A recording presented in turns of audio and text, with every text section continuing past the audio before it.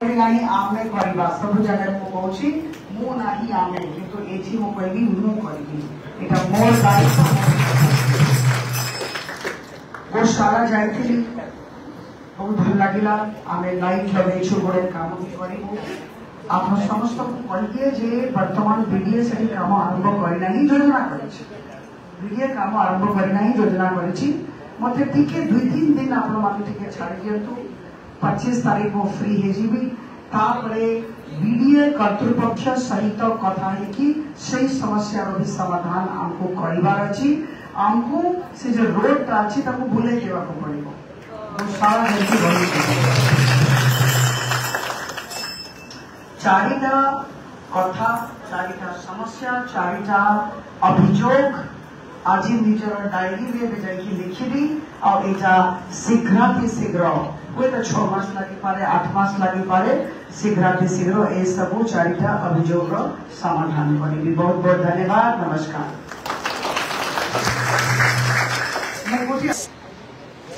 कौन सी राजनीतिक कथा नुहे एटा लोकतंत्र कथा अछि संविधान कथा अछि और हमें समस्त देशर नागरिक एही पाई होछि 25 में आप मैंने वोट देवा जहाँ को इच्छा वोट दियंतु किंतु जानतु आप मैंने भुवनेश्वर आसी मु आपको जनइबा को चाहिए जे दुख लगे जिते मत कहती जे भुवनेश्वर वोटिंग परसेंटेज देशर सबुठ कम